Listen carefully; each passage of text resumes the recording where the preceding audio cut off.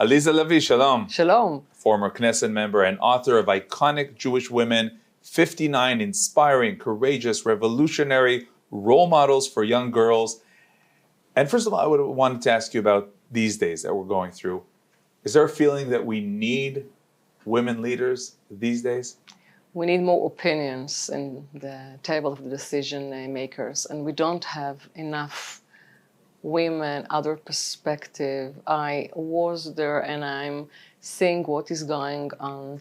It's not a question of, feminism perspective. It's issue of our life, and more than that, we're in the middle of war. And always ask yourself, when you want to understand the situation, you need more opinion. Women alone, it's not enough. Men alone, it's not enough. You bring your perspective, understanding, your attention to this point, to the other points, and all the situation.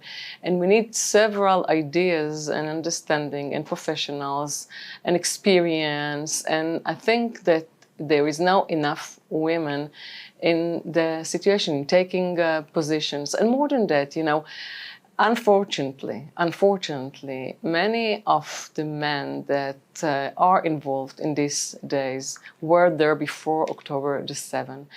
And there was their strategy without hearing the opinions. And, I was there. And there is a lot of protocols that asking questions and no answer. And it's interesting, because one of the Knesset members who did ask many questions is also a woman, ARUTZ SHEVA, Knesset member ARUTZ SHEVA, asked many questions. I agree. Could there be something about the women leaders that come and ask the questions, try to change, try to fight misconceptions? Army from the beginning was led by men. It's last, let's say, 15 years, we see more women are involved, but not thanks to the men that are there, thanks to women activists and all together. When I was in the army, I was officer in the army, and while I was in the course, it was only 3 options for women that day. So now we are talking about 97% of the professionals in the army that are open for women. But it'll take time till we'll see a change. Yeah, but even now, thank God, we have women that are in the sky. By the way, when we speaking about Tzvia Lubatkin, her granddaughter, she is the first pilot in the Israeli army. Think about it. Her grandmother, Tzvia Lubatkin, was one of the leaders in Warsaw Ghetto, and her granddaughter, she was the first, but thanks to women before her that gave the opportunity. Remember, Alice Miller and all her activities together with women's organizations that went to the Supreme Court, but step by step. And now we have more women, but not in the several positions as taking, the situation here and now. The most important decisions. Now, you mentioned feminism for a moment, and I would like to ask, sometimes it seems that feminism is just trying to say everyone is equal, everyone is the same. And I understand from speaking with you previously is that it's not about everyone's the same. There is something unique about a woman. A woman brings something different, but the opportunities have to be open for everyone. Yes, opportunity is open and perspective. And we see, just after Shavuot, when we read the Megillah, in between Naomi and Ruth, think about Queen Esther. They brought other tools to the discussions, to create dialogue, to open the situation. Naomi, from the beginning, knew that there is going to be a future. Okay, I'm old and I can't do it, but I see the situation. My daughter-in-law, she insists to come with me. So from her, even though she is Moavia, from her, I'm going to have a future. And she understood it. And in the way, she was the one that converts Ruth. In the end of the day, okay, the man in the corner, when they say to Boaz, but they gave the permission, the kosher point of view.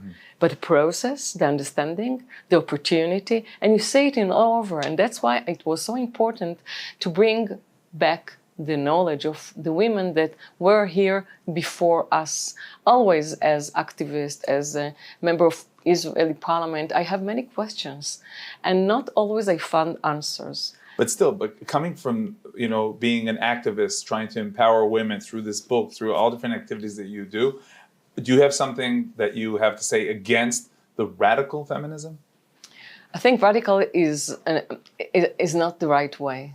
It's not only in the feminism. Even, you know, in this, now that we are talking about the army and about the people that are not going to the army, I think that radicalism is not, and we know it, and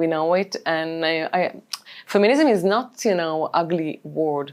We have all of us, thanks to the opportunity that brought more opinions to the table. And it's not for women, it's for the society. Because when you bring the knowledge and experience for women to the society is much better. And the situation increase. And this is for your daughters, for your wife, for all the women around us. Mm-hmm. But more than that, you know, in this situation that we don't have a stability, reality, many questions are on the table. What is going on about identity? And I mean, I insist to translate this book, and it's not only translation, it's rewriting. Bring, you know, the stories to our sisters that can't read in Hebrew. And 59 here in the Hebrew version is 71. And more than that, I thought... You wanted to focus on those who are relevant for Jewish diaspora. Yes, exactly. Now, when you write that it's the role models for young girls because you believe that it could and should inspire the next generation? Inspire and find your own role model to find answers in your way. How come that we mentioned Tzvia Lubatkin? Why we're not familiar with her and only with, you know, Mordechai Anilevich? Who is Emma Lazarus when we think about the Status of Liberty? Her song is on Status of Liberty. Who was Emma Lazarus?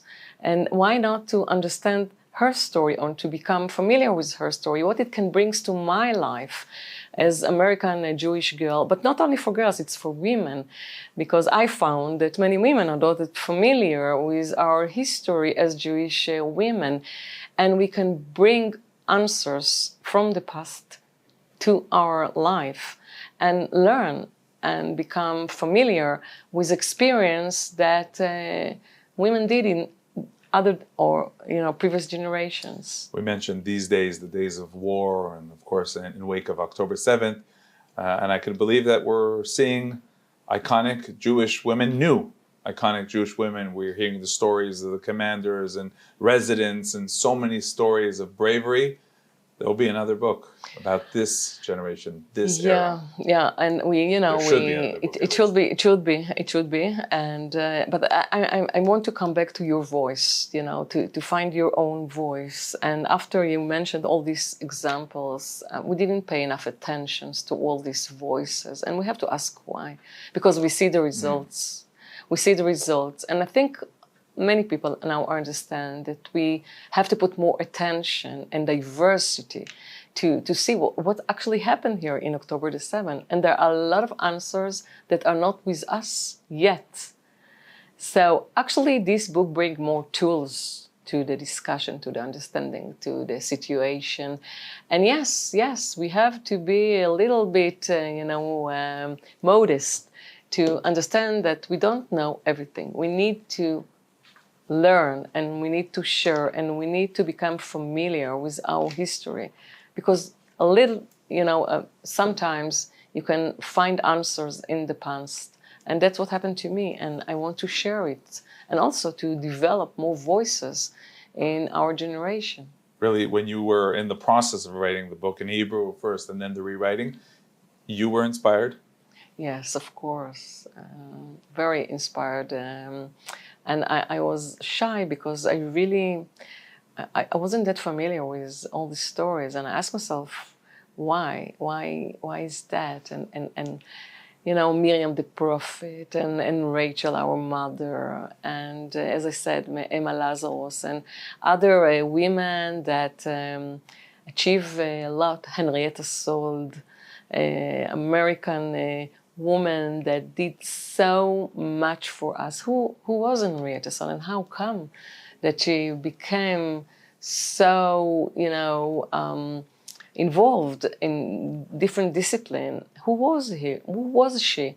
Hadassah, named after, her decision. Who is Hadassah? Many people asking, Hadassah, why is Hadassah organization? How come that Henrietta Sold established this organization? Hadassah is the Hebrew name of Esther the Queen. Right. So actually she came back from the visit in Israel. She was shocked. And all the group that she went together with them to Palestine that time said, okay, enough is enough. We are not going back to Palestine. She was the only one that said, I saw the children in Jerusalem with the eyes, with the sickness in the eyes. And since then, she asked her friends to come. It was just before Purim.